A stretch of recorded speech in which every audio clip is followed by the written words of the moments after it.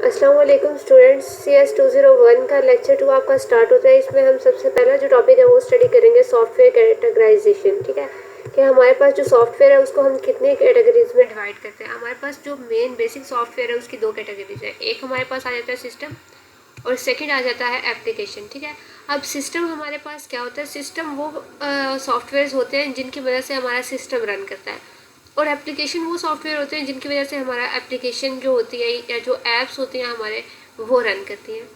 अब ये सिस्टम और एप्लीकेशन कंप्यूटर में भी होता है और आपका मोबाइल में भी होता है, और हम इसको कंप्यूटर के अकॉर्डिंग स्टडी करेंगे। अब यहाँ पे हमारे एप्लीकेशन सॉफ्टवेयर की एग्जांपल्स कुछ गिवन है। वर्ड प्रोसेसिंग, ग्राफिक्स, जितने भी आप सॉफ्टवेयर यूज़ करते हैं, जैसे वर्ड है, पावर पॉइंट है, या कुछ भी आप यूज़ करते हैं, ये सारे आपके क्या आ जाते हैं, एप्लीकेशन सॉफ्टवेयर में आ जाते हैं। जबकि सिस्टम सॉफ्टवेयर में कौन कौन से सॉफ्टवेयर आते हैं जिनके बगैर सिस्टम चल ही नहीं सकता, जिनके बगैर आपकी विंडो नहीं चल सकती। ठीक है, अब जो विंडो है वो आपका क्या है, वो आपका सिस्टम सॉफ्टवेयर में आएगा। क्यों? क्योंकि इसके बगैर, विंडो के बगैर आप वर्ड को असेस नहीं कर सकते। ठीक है, जब तक आपके पास सिस्टम सॉफ्टवेयर नहीं होंगे आप एप्लीकेशन सॉफ्टवेयर को असेस नहीं कर सकोगे। और ये आपके पास क्या पूरे का पूरा क्या है, कंप्यूटर हार्डवेयर है। जो कंप्यूटर हार्डवेयर होगा उसमें इंस्टॉल होंगे सिस्टम सॉफ्टवेयर भी, विंडो भी आपको इंस्टॉल करनी पड़ेगी, और उसके बाद एप्लीकेशन सॉफ्टवेयर भी। ये मैंने बेसिक्स एग्जांपल से आपको इसको समझा दिया। आगे हम इन डिटेल देख लेते हैं कि सिस्टम सॉफ्टवेयर हमारे पास डेफिनेशन क्या है और इसके आगे क्या क्या टाइप्स हो सकती हैं। सिस्टम सॉफ्टवेयर क्या करता है, कंट्रोल करता है आपके कंप्यूटर को। यही बेसिक एग्जांपल मैंने आपको पीछे भी दी कि जब तक ये हमारे कंप्यूटर में नहीं होगा हमारा कंप्यूटर रन नहीं कर सकेगा।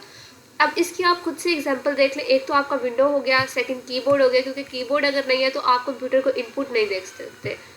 माउस, मोडेम और साउंड कार्ड, अगर ये तीनों चारों चीज़ें नहीं है तो आप कंप्यूटर को इनपुट नहीं दे सकोगे। जब तक आप कंप्यूटर को इनपुट नहीं दोगे आपको कोई भी आउटपुट नहीं मिलेगी।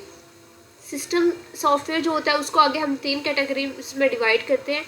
सबसे पहला हमारे पास है ऑपरेटिंग सिस्टम। ऑपरेटिंग सिस्टम को हम एब्रिविएट करते हैं OS के नेम से। ठीक है, अक्सर आपने देखा होगा OS लिखा होता है कि मेरा जो OS है वो ये है। अब OS क्या होता है, OS वो प्रोग्राम होता है जिसके थ्रू आप क्या करते हो, पूरे के पूरे सिस्टम को मैनेज करते हो। अब OS कितने टाइप्स के हो सकते हैं, OS हो सकता है, विंडो OS हो सकता है, विंडो ऑपरेटिंग सिस्टम हो सकता है। ठीक है, लिनक्स OS हो सकता है, यूनिक्स हो सकता है, और मल्टीपल हो सकते हैं।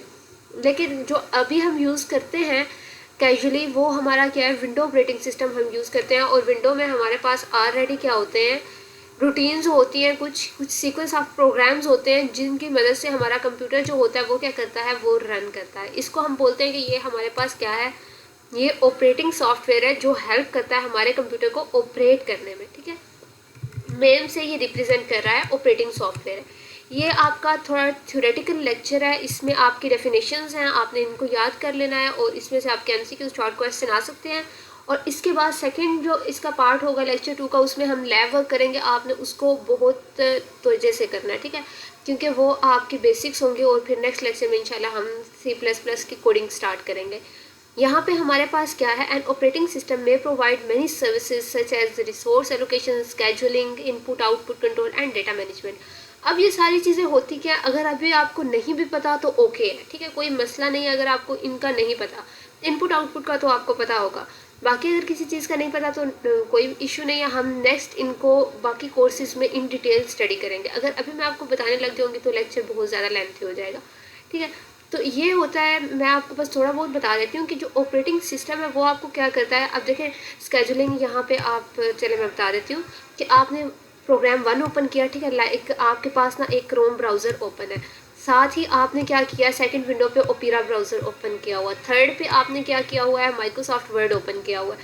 तो अब आपके कंप्यूटर को, आपके विंडो को कैसे पता चलेगा कि उसने कौन सा प्रोग्राम चलाना है। ठीक है, तो वो क्या करेगा, स्केड्यूल करेगा, पहले एक प्रोग्राम चलाएगा, फिर दूसरा चलाएगा, और फिर तीसरा चलाएगा। एक ही टाइम में वो तीनों प्रोग्राम नहीं चलाएगा।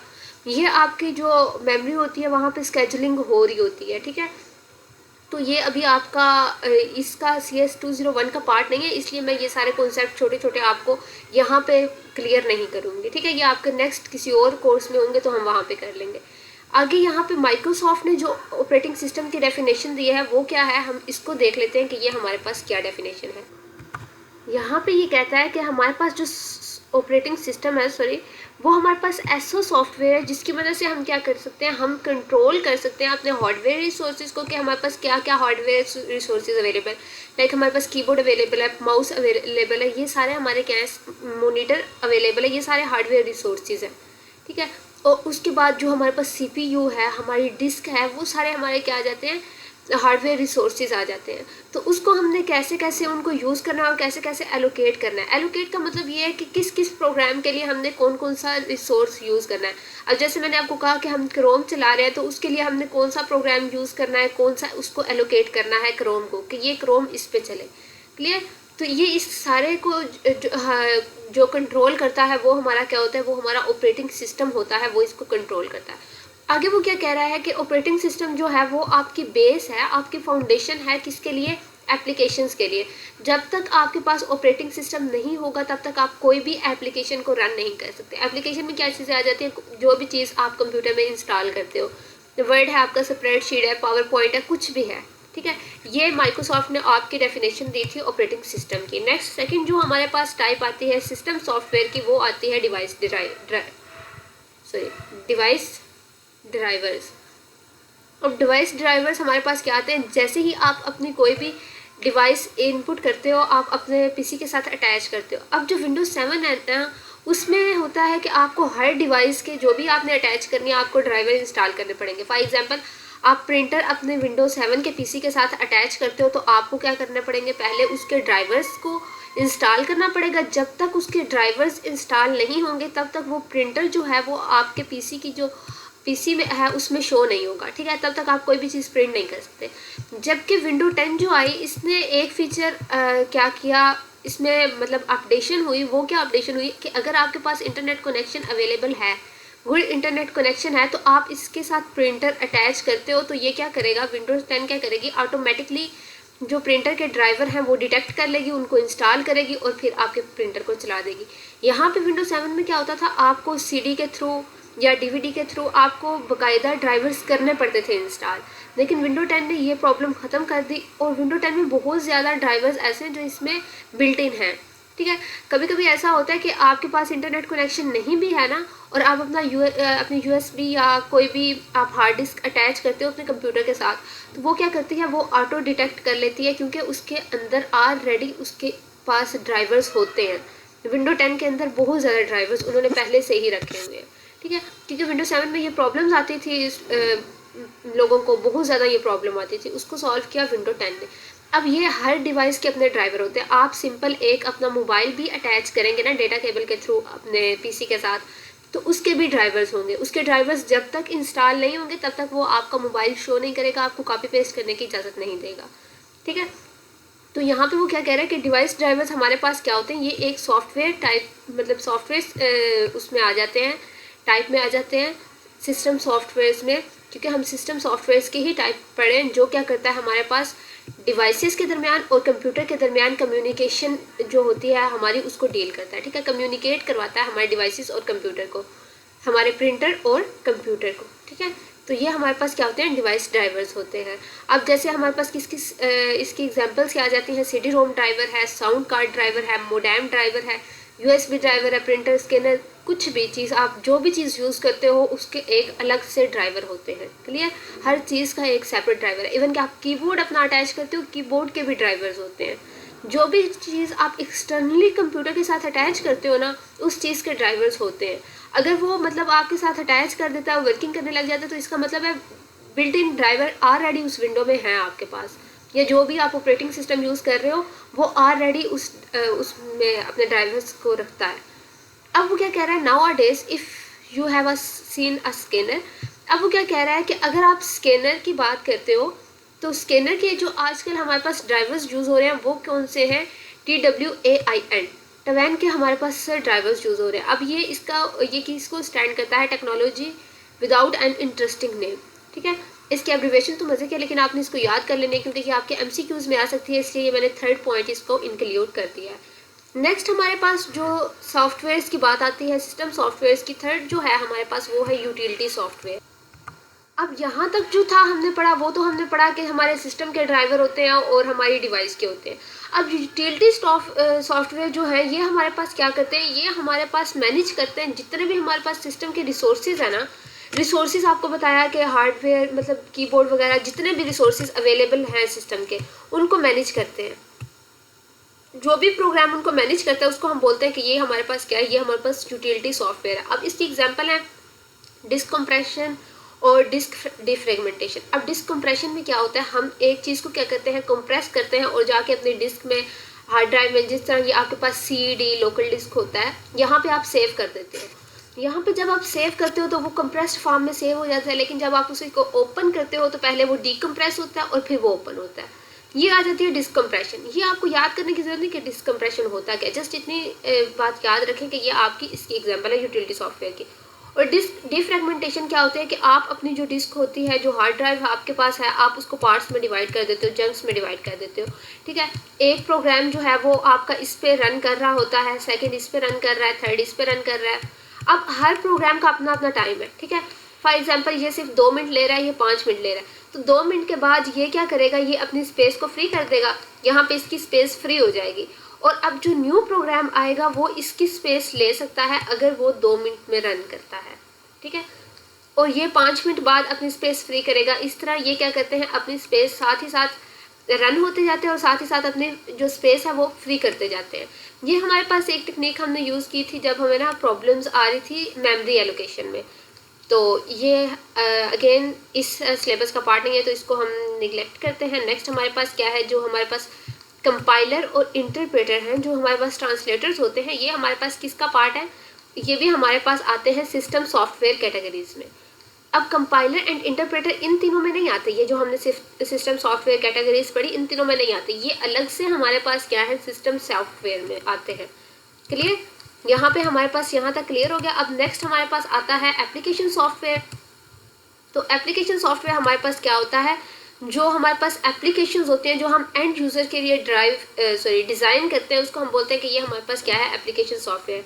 फॉर एग्जाम्पल हमने वर्ड डिज़ाइन कर दिया, हमने पावर पॉइंट डिज़ाइन कर दिया एंड यूज़र के लिए, हमने डेव C++ डिज़ाइन कर दिया, हमने क्रोम ओपेरा डिज़ाइन कर दिए, कुछ भी हमने डिज़ाइन कर दिया। ये सारी हमारे जो भी चीज़ हम एंड यूज़र के लिए बनाते हैं ना, तो जो हमारा यूज़र है वो उसको यूज़ करता है, उसको हम बोलते हैं कि ये हमारे पास एप्लीकेशन सॉफ्टवेयर है।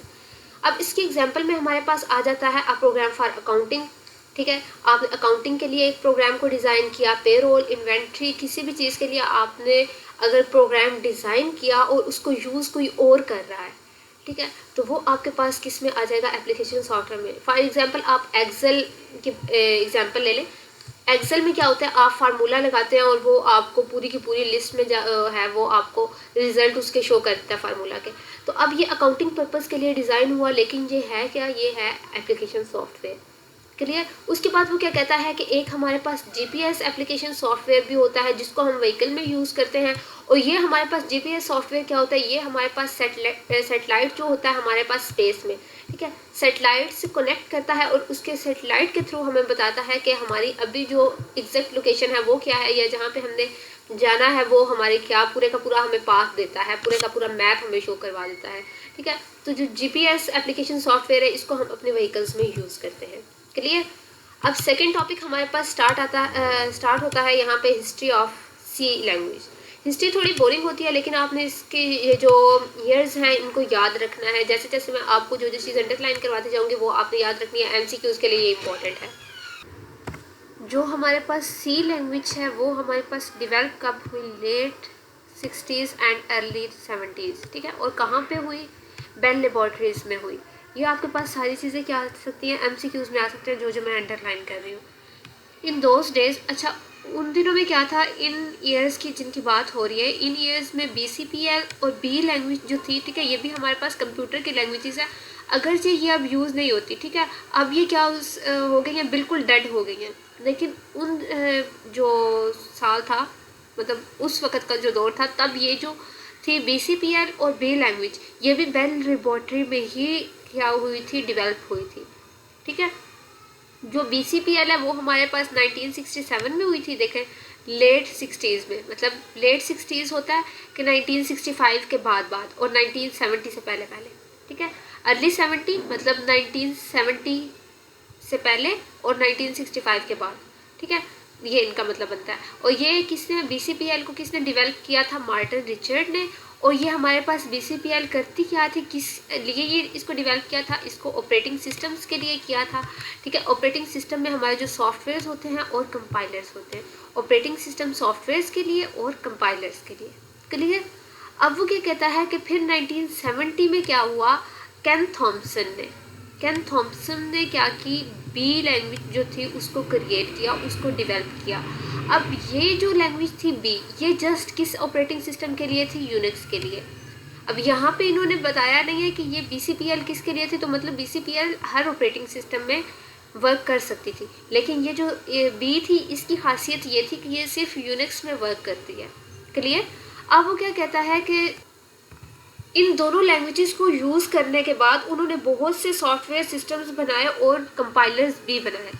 अब कंपाइलर्स क्या होते हैं? जिसमें आपका प्रोग्राम जो है वो आपका कंपाइल होता है। नेक्स्ट क्या बात लिख रहा है वो कि BCPL और B ये दोनों लैंग्वेजेस क्या हैं? टाइप लेस की लैंग्वेजेस हैं, क्लियर। टाइप लेस की लैंग्वेजेस, इसका क्या मतलब है कि इनका जो हर डेटा आइटम होता है वो मेमोरी में 1 वर्ड ऑक्युपाई करता है, 1 वर्ड। अब वो 1 वर्ड हमारा रियल नंबर है या फिर उसने पूरे का पूरा वर्ड ऑक्युपाई करना है, ये सारी की सारी हेडेक जो थी ये प्रोग्रामर की थी और डेवलप करने वालों को नहीं, हेडेक नहीं है उनकी, ठीक है। तो यहाँ पे ये जो लास्ट लाइन्स है इनमें जस्ट ये है कि ये टाइप लेस लैंग्वेजेस हैं और 1 वर्ड ऑक्युपाई करता है, बस ये 2 चीज़ें इसकी याद रखने वाली हैं। ऊपर वाली मैंने आपको एक्सप्लेन कर दी है। यहाँ पे जस्ट हमारे पास 3 स्लाइड्स हैं जिसमें उसने हिस्ट्री बताई हुई है, तो हम इन 3 स्लाइड्स को क्या करते हैं, अच्छे से रीड आउट कर लेते हैं ताकि आपको कोई भी कन्फ्यूजन ना रहे।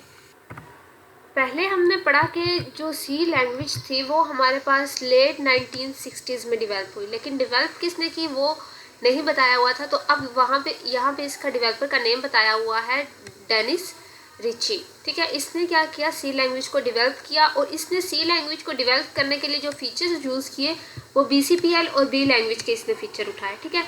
जो स्टार्ट में था वो हमारे पास जो C लैंग्वेज थी वो सिर्फ किसके लिए थी? यूनिक्स ऑपरेटिंग सिस्टम के लिए, यूनिक्स OS के लिए वर्क करती थी। अब यहाँ पे नेक्स्ट इसने लिखा हुआ है कि C लैंग्वेज बहुत पावरफुल है, इससे हम क्या कर सकते हैं, कंप्यूटर को प्रोग्राम इस तरह हम कोई भी इसका प्रोग्राम कर सकते हैं कि उसको प्रोग्राम को जब हम ओपन करें तो कंप्यूटर आपका ऑफ हो जाए या ऑन हो जाए, ठीक है। कंप्यूटर को ऑन ऑफ करने के लिए भी आप इसको यूज़ कर सकते हैं।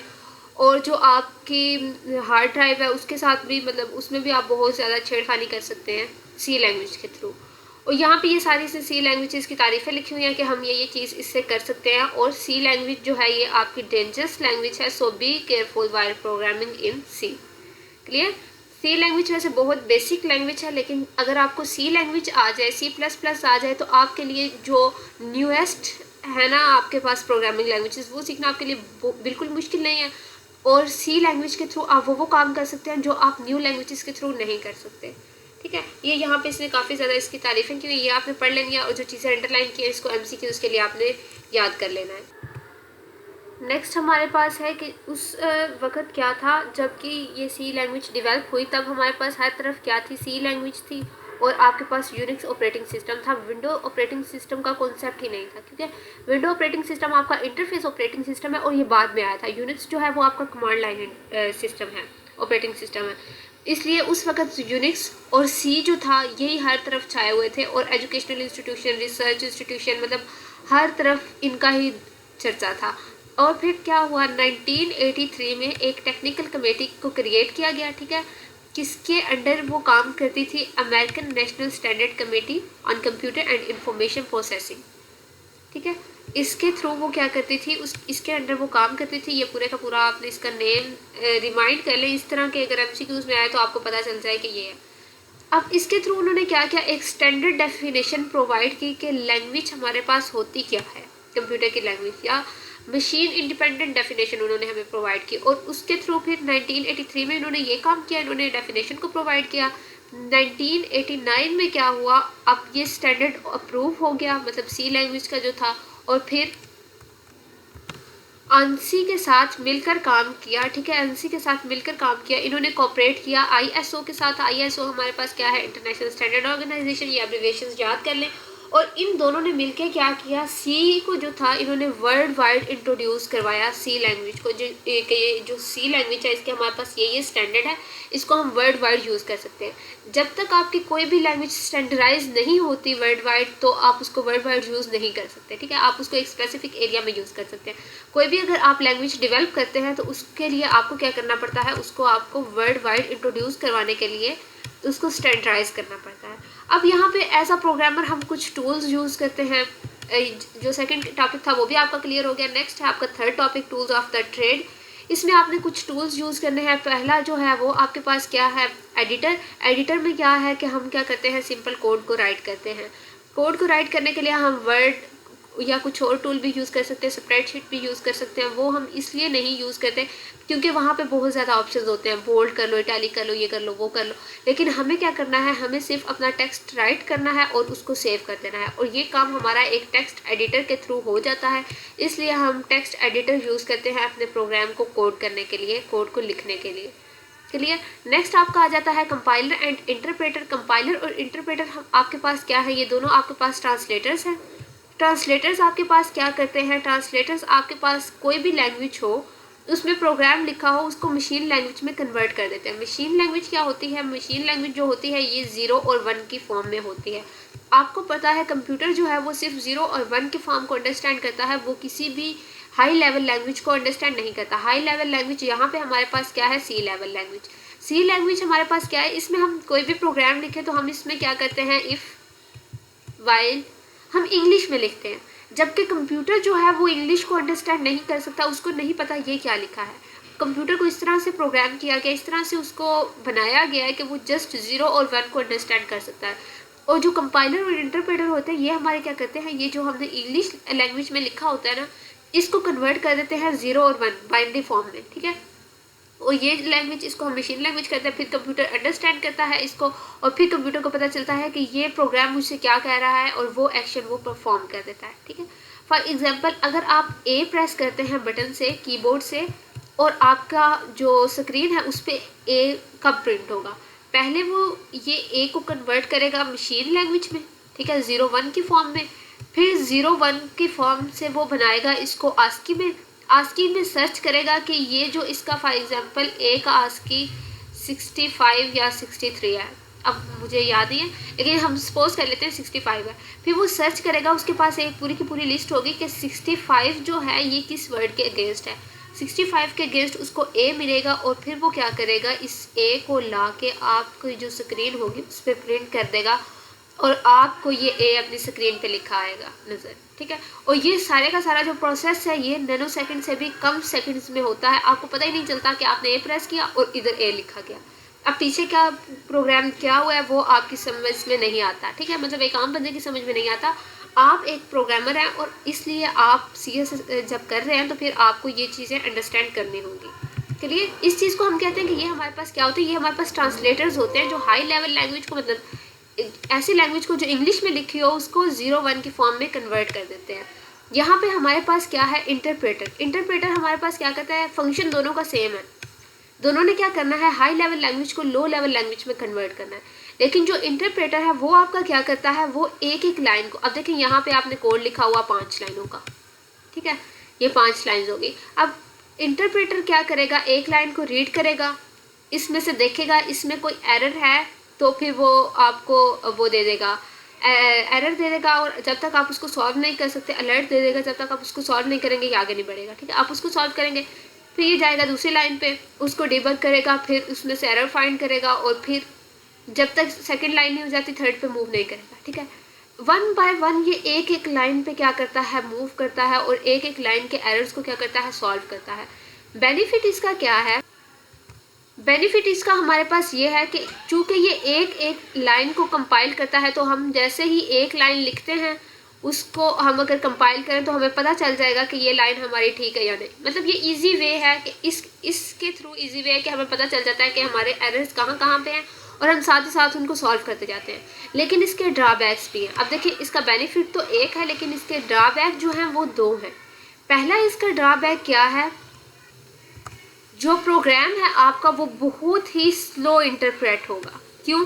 क्योंकि एक एक लाइन पे वो टाइम लगाएगा, इसलिए प्रोग्राम जो होगा वो आपका स्लो टाइम टेकन होगा, तो वो स्लो इंटरप्रेट होगा, ठीक है, स्लो ट्रांसलेट होगा। सेकंड क्या है इसका, हम जब इसको वन बाय वन इसको रीड आउट कर रहे हैं, मतलब इंटरप्रेटर जो है इसको एक एक लाइन करके देख रहा है, तो इसमें क्या होगा, वो ओवरऑल पिक्चर प्रोग्राम की नहीं ले सकता, वो इस प्रोग्राम को ऑप्टिमाइज नहीं कर सकता। मतलब अगर ये 5 लाइनों का कोड 3 लाइनों में हम लिख सकते हैं, तो हमने इसको क्यों 5 लाइन में लिखा, वो इसको इंटरप्रेट, इसको ऑप्टिमाइज नहीं कर सकेगा, इसको कम स्पेस में नहीं कर सकेगा, इसको एफिशिएंट नहीं बना सकेगा, ठीक है। ये होता है इंटरप्रेटर का डिसएडवांटेज, ड्रॉबैक। और नेक्स्ट हमारे पास आता है कंपाइलर। अब कंपाइलर क्या करता है, कंपाइलर भी हमारे पास ट्रांसलेटर है, लेकिन कंपाइलर भी क्या करता है, कोई भी इंग्लिश लाइक लैंग्वेज को, जिस तरह मैंने आपको कहा कि आपने सी में लिखा होगा, उसको क्या कन्वर्ट कर देगा मशीन में। एक ट्रांसलेटर का यही काम होता है, लेकिन कंपाइलर क्या करता है, अगर आपके पास 5 लाइनें हैं, ये 5 लाइन्स को रीड करेगा, ठीक है, पूरे की पूरी लाइन्स को रीड करेगा और इनको क्या कर देगा, इनको मशीन लैंग्वेज में कम्प्लीटली कन्वर्ट कर देगा, ठीक है। अब कंपाइलर और इंटरप्रेटर का जो डिफरेंस आता है वो कहाँ पे आता है, कि जो कंपाइलर है वो पूरे का पूरा प्रोग्राम को रीड करता है, इंटरप्रेटर क्या करता है, एक एक लाइन को रीड करता है। और एक और डिफरेंस इनका जो यहाँ पे बताया हुआ है वो क्या है, कि कंपाइलर क्या है, कंपाइलर स्टॉप करता है, कंपाइलर पूरे प्रोग्राम को रीड करता है, तो ये तब स्टॉप करेगा अगर इस प्रोग्राम में कोई एरर है, तो ये वहाँ पे टर्मिनेट हो जाएगा, वहाँ पे अपने वर्किंग को स्टॉप कर देगा, ये रन नहीं करेगा, कोई भी एग्जीक्यूटेबल कोड जो है उसको जनरेट नहीं करेगा। एग्जीक्यूटेबल कोड वो होता है जिसके थ्रू आपकी क्या हो, इजीली आपकी आउटपुट जनरेट हो जाए। अब ये वहाँ पे अगर एरर है तो वहीं पे ये क्या करेगा, टर्मिनेट कर जाएगा, रुक जाएगा, स्टॉप हो जाएगा, वहाँ से आगे नहीं बढ़ेगा। और जो इंटरप्रेटर है वो आपका क्या करता है, वो आपका एग्जीक्यूट करता है लाइंस को, लेकिन फिर वो काम करता है वो एरर से पहले पहले करता है, और जिस लाइन में एरर होता है उस लाइन पे जाके वो क्या कर देता है, स्टॉप हो जाता है, वहाँ पे क्या करता है, टर्मिनेशन शो कर देता है। हम जब उस एरर को सॉल्व करते हैं और फिर वो आगे चलता है, ठीक है। अब जो कंपाइलर होता है, इसमें हमारे पास एक इसका बेनिफिट हमारे पास ये है कि जब तक हमारा प्रोग्राम मतलब ग्रामेटिकली करेक्ट नहीं होगा, सिंथेटिकली करेक्ट नहीं होगा, मतलब उसका सिंटैक्स वगैरह सारा ठीक नहीं होगा, तब तक जो कंपाइलर होगा वो प्रोग्राम को रन नहीं करेगा। तो अब हम जो नेक्स्ट यूज़ करेंगे अपनी सी लैंग्वेज के लिए, वो हम क्या करेंगे, कंपाइलर को ही यूज़ करेंगे, ना कि इंटरप्रेटर को यूज़ करेंगे, ठीक है। थर्ड हमारे पास जो टूल है वो है डिबगर का।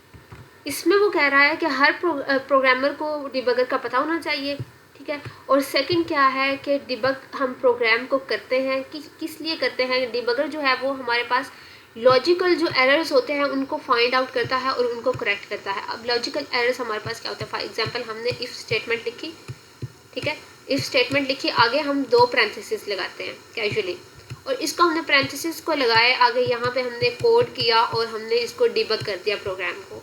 अब यहाँ पे हमने इसके बीच में कोई चीज़ नहीं लिखी, तो ये क्या करेगा, डिबगर क्या करेगा, आपका यहाँ पे एरर जनरेट करेगा। जब तक आप इसमें कोई चीज़ नहीं लिखेंगे ये आपको नेक्स्ट प्रोसीड नहीं करने देगा।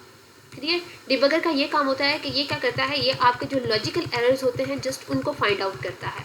अब वो क्या करता है, आप इसको जब यूज़ करते हैं डिबगर को, आप क्या कर सकते हो, प्रोग्राम को कंट्रोल कर सकते हो जब आप उसको रन कर रहे हो। रनिंग के दरमियान प्रोग्राम को डिबग कर सकते हैं, कंपाइल करने से पहले डिबग करना चाहिए ताकि आपके पास एरर्स जो हैं वो आपको पता चल जाए, और जब आप उन एरर्स को सॉल्व कर लो और उसके बाद आप कंपाइल कर दो, ठीक है। कंपाइल में फिर एग्जीक्यूटेबल फाइल आपकी एग्जीक्यूटेबल कोड क्रिएट हो जाएगा और आप उसके थ्रू आपको आउटपुट मिल जाएगी। तो इसलिए ये क्या करता है, ये एरर्स को फाइंड करता है। तो ये क्या है, आपका मोस्ट कॉम्प्लेक्स टूल है जो आप यूज़ करते हो। क्लियर, ये आपने इसको बस याद करना है कि ये आपका कॉम्प्लेक्स टूल है, और सेकंड आपने इसकी डेफिनेशन को देख लेना है। फोर्थ आपके पास आ जाता है लिंकर। लिंकर जो है ये आपके पास क्या काम करता है, ये आपके पास आपके प्रोग्राम को चेक करता है, ठीक है, पूरे के पूरे आपके प्रोग्राम को देखेगा और देखेगा कि उसमें रूटीन्स और फंक्शंस इंक्लूड हैं या नहीं है। फॉर एग्जांपल ये क्या काम करता है, यहाँ पे आप लिखते हो इंक्लूड iostream.h, ठीक है, फिर आप इंट मेल लिख के आगे से जो है वो स्टार्ट कर देते हो। अब अगर आगे अंदर आपने सी आउट लिखा है, ठीक है, यहाँ पे आपने सी आउट वर्ड यूज़ किया है, तो जब तक आप इसको ऊपर नहीं बताओगे कि सी आउट आपके पास कौन सी रूटीन में है या कौन से फंक्शन में आता है, तो ये क्या करेगा, ये वहाँ पे एरर जनरेट कर देगा, वहाँ पे लिंकिंग में आपका एरर जनरेट हो जाएगा। क्यों, अगर आप ऊपर इंक्लूड iostream.h की लाइन नहीं लिखते ना अपने कोड में, तो ये क्या करेगा, एरर को जनरेट करेगा क्यों? क्योंकि ये उसको सी आउट को लिंक ही नहीं कर सकता। यहाँ पे कोई फाइल ही नहीं है जिसमें वो क्या करे, वो जाके उसको लिंकिंग करे। और वो जो हम iostream.h देखते हैं वो पूरी की पूरी हमारी लाइब्रेरी फाइल होती है, जिसमें हमारे पास क्या होता है, इसका सी आउट का जो .h होता है, सी आउट का सारा वहाँ पे सिंटैक्स सेव होता है कि सी आउट आप लिख सकते हो अपने कोड में, सी इन लिख सकते हो, प्रिंट लिख सकते हो उसके लिए, सी लैंग्वेज के लिए क्लियर। और C++ के लिए आप ये यूज़ करते हो।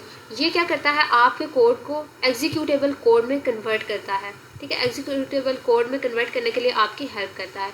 इस प्रोसेस को, पूरे के पूरे प्रोसेस को आप क्या करते हो कि ये आप क्या कर रहे हो, लिंकिंग कर रहे हो आप अपने कोड की, अपने जो रूटीन्स हैं या फंक्शंस हैं उनके साथ क्लियर। नेक्स्ट आपके पास आ जाता है लोडर। अब आपका क्या हुआ, पूरे का पूरा प्रोग्राम आपने पहले लिख लिया, ठीक है, आपने उसको एडिटर में राइट कर लिया। उसके बाद आपने क्या किया, कंपाइलर को यूज़ किया, उसको कंपाइल करने के लिए लिंकर को यूज़ किया, उसको लिंक करने के लिए, ठीक है। ये सारे काम करने के बाद आपने एक एग्जीक्यूटेबल कोड जो था, नहीं हाँ, आपकी एक एग्जीक्यूटेबल फाइल जो थी वो रेडी होगी, ठीक है। एग्जीक्यूटेबल कोड ये आपका क्या था, ये आपका जनरेट हो गया।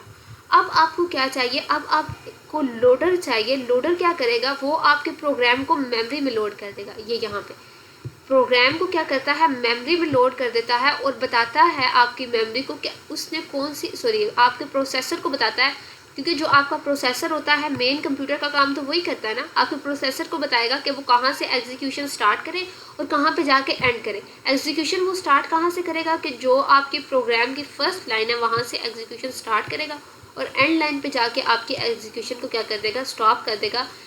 इन शॉर्ट जो लोडर है वो आपके क्या करता है, पूरे के पूरे प्रोग्राम को, ठीक है, लोड कर देता है मेमोरी में। जस्ट ये पूरे के पूरे प्रोग्राम को मेमोरी में लोड करता है और फिर उसको बताता है, प्रोसेसर को बताता है कि उसने कहाँ से एग्जीक्यूशन स्टार्ट करनी है। ये सारे का सारा जो काम है वो लोडर का है। जब मेमोरी में प्रोग्राम पहुँच जाएगा, उसको पता चल जाएगा प्रोसेसर को उसने एग्जीक्यूशन कहाँ से स्टार्ट करनी है, तो अगला जो काम होगा वो प्रोसेसर का होगा, वो प्रोग्रामर का हेडेक नहीं है, ठीक है। प्रोसेसर का काम होगा कि वो उसको एग्जीक्यूट करे और उसको पूरी की पूरी जो है वो आपकी आउटपुट को जनरेट करे, क्लियर। अब वो क्या कहता है, लिंकर और लोडर को आप यूज़ करते हो डेवलपमेंट इन्वायरमेंट में, ठीक है, और ये आपके सिस्टम सॉफ्टवेयर का पार्ट है, ना कि एप्लीकेशन सॉफ्टवेयर का, क्लियर। अब ये सारी की सारी जितने भी हमने ये टूल्स पढ़े, इनको इसे समराइज करके यहाँ पे एक पिक्चर के फॉर्म में इसको डिस्प्ले कर दिया है कि हम क्या करते हैं, सबसे पहले एडिटर यूज़ करते हैं, प्रोग्राम को राइट करते हैं, ठीक है। फिर क्या करते हैं, प्री प्रोसेसर को यूज़ करते हैं।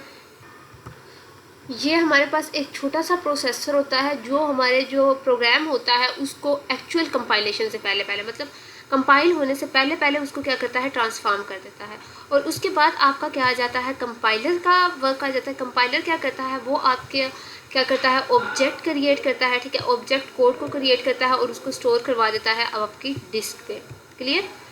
फिर लिंकर का काम आ जाता है। उसके बाद कंपाइलर के बाद लिंकर वर्क करता है। लिंकर क्या करता है, आपके जितने भी ऑब्जेक्ट कोड होते हैं उनको लाइब्रेरीज़ के साथ लिंक कर देता है। लाइब्रेरीज़ क्या होती है ये हम नेक्स्ट लेक्चर में कवर करेंगे, ठीक है।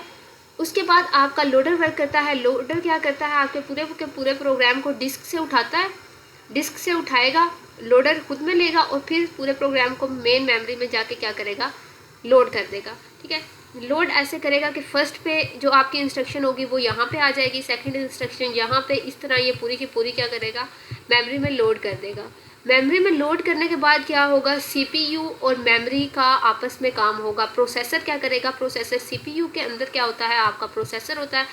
प्रोसेसर मेमोरी से क्या करेगा, एक एक इंस्ट्रक्शन को उठाता जाएगा और एग्जीक्यूट करता जाएगा, क्लियर। और आपको क्या होता जाएगा, आउटपुट मिलती जाएगी। ये इनकी सारे की सारे टूल्स की समराइजेशन थी जो आपको मैंने बता दी। अब आपका ये लेक्चर यहाँ पे एंड होता है, लेकिन इसका लैब वर्क जो है वो हम नेक्स्ट लेक्चर में करेंगे, इसके ही लेक्चर के पार्ट 2 में, ठीक है। Thank you very much. अल्लाह हाफिज़।